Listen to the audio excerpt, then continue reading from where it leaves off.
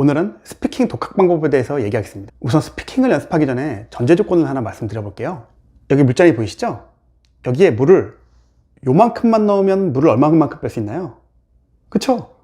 넣은 만큼만 뺄 수 있어요. 그러면 거의 가득 따르면은 얼마만큼 뺄 수 있죠? 원하는 만큼 뺄 수 있죠? 조금 빼려면 조금 빼고 많이 빼려면 많이 뺄 수 있죠. 여기서 물을 넣는 과정은 인풋이고 물을 빼는 과정은 아웃풋입니다. 아웃풋을 하려면 충분한 인풋이라는 전제 조건이 필요하다는 걸 이해하게 되었네요. 그쵸? 다른 방식으로 설명드리면 영어를 잘하고 싶다는 것은 일종의 영어 관련해서 전문가가 되겠다는 것과 동일합니다. 내 분야에서 전문가가 되려면 알지도 못하면서 사람들 앞에 나서서 무턱대고 프리젠테이션을 하면 되는 걸까요?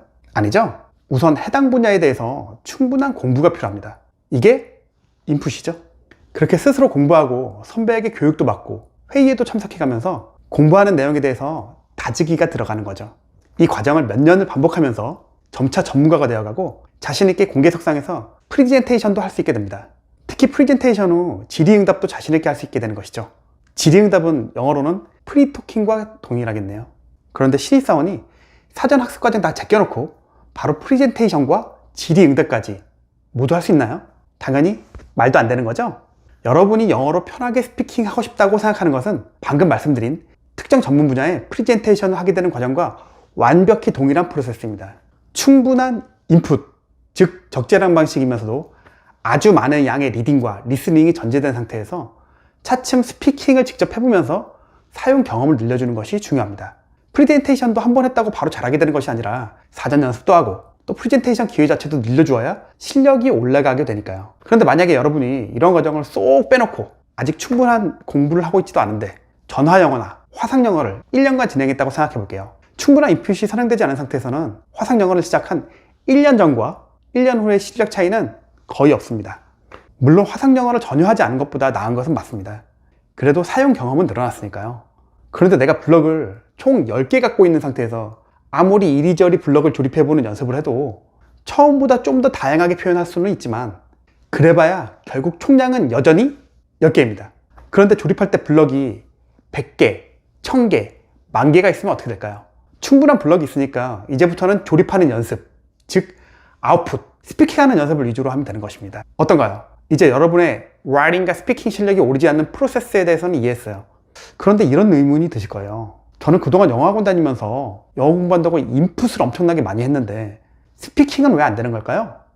자, 보세요. 제가 인풋의 양도 언급했지만 사실 인풋의 질도 동시에 언급했습니다.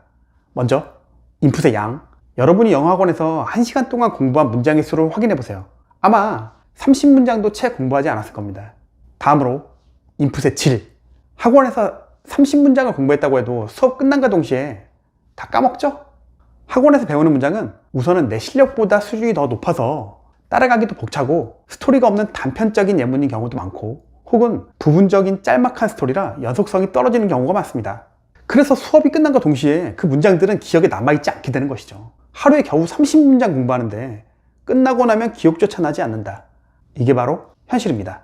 인풋량이 터무니없이 적기도 하고 학습한 것도 기억이 나지 않는데 어떻게 스피킹까지 가능할까요? 만약 여러분이 영어 수업을 듣고 있는데 현재 이런 상황에 놓여 있다면 그 수업은 당장 그만두셔도 좋습니다.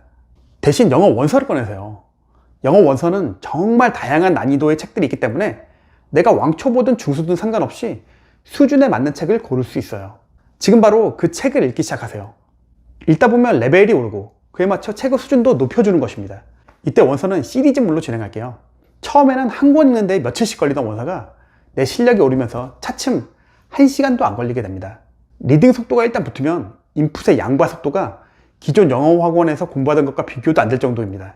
우선 1시간에 리딩하는 문장 양이 500문장에서 1000문장 이상까지도 늘어납니다. 기존에 한 달을 공부해야 할 양을 1시간도 안 걸려서 그 이상을 학습하는 효과가 되죠. 이건 양적인 측면이고요. 그리고 한 작가가 쓴 시리즈물을 기준으로 학습하기에 유사한 어휘와 문장 구조가 반복되면서 해당 문장의 유형이 내 안에 차곡차곡 쌓이게 됩니다. 여기서 문장을 단순하게 암기하고 기억하는 방식이 아니라 문형, 즉 문장의 형태, 구조가 쌓이는 것입니다. 그래서 머릿속에서 자연스럽게 각인이 되면서 유사한 방식으로 관련된 내용에 대해서 먼저 스피킹을 할 수 있게 됩니다. 이게 먼저입니다. 그리고 그 과정이 쌓이면 차츰 내 생각을 자유롭게 스피킹할 수 있게 됩니다.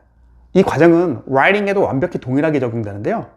인풋부터 아웃풋까지 연결되는 이 프로세스가 진짜입니다. 인풋과 아웃풋의 관계를 여러분이 정확하게 이해했다면 여러분은 이제 영어 수업을 스스로 기준을 세워서 학습할 수 있게 됩니다. 이제 스피킹을 잘하면 무조건 사용 경험을 늘려야 한다는 영어 학원의 말도 어떤 의미인지 이해되기 시작하죠?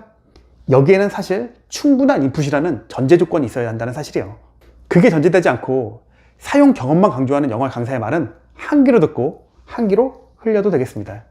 조만간 라이팅을 연습하는 방법과 라이팅에서 스피킹까지 연결하는 구체적인 독학 방법에 대해서도 올릴 예정이니까 구독 및 좋아요 잊지 마세요.